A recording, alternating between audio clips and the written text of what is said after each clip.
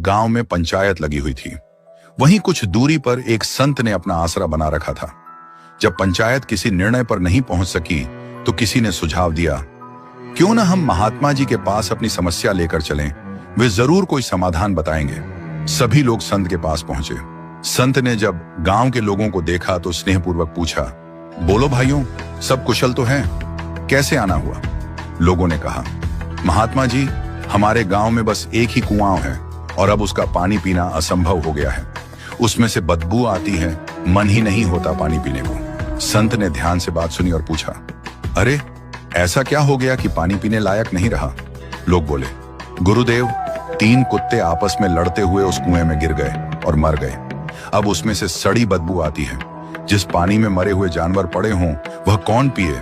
संत ने कहा, ठीक है, तुम लोग उस कुएं में गंगा जल डालो, पवित्रता आ जाएगी। लोगों ने 8-10 बाल्टी गंगा जल कुएं में डाल दिया, लेकिन बदबू जस की तस रही। लोग फिर से संत के पास पहुंचे।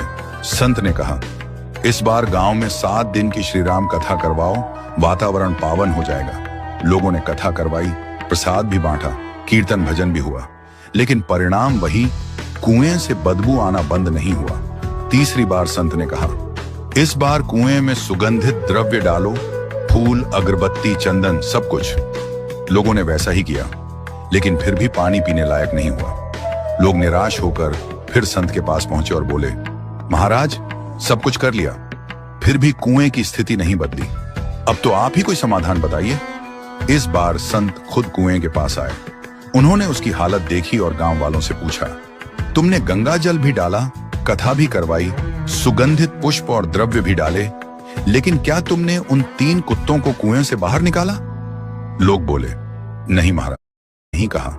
तो हमने सोचा बाकी उपायों से काम चल जाएगा। संत गंभीर होकर बोले, यही तो सबसे बड़ी भूल है। जब तक मरे हुए कुत्तों को बाहर नहीं निकालोगे तब तक लाखों उपाय भी इस कुएं को पवित्र नहीं कर सकते। बाहर से डालने से कुछ नहीं होगा जब तक अंदर की गंदगी नहीं निकाली जाती। संत ने आगे कहा, यह कहानी केवल इस कुएं की नहीं है, यह हमारे जीवन की भी सच्चाई है। यह शरीर रूपी गांव के अंतःकरण रूपी कुएं में भी 3 कुत्ते गिरे पड़े हैं, काम, क्रोध और लोभ।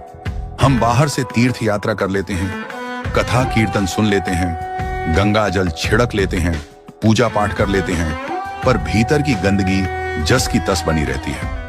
जब तक इन तीनों विकारों को भीतर से नहीं निकाला जाएगा तब तक जीवन में सच्चा शुद्धता और शांति नहीं आ सकती।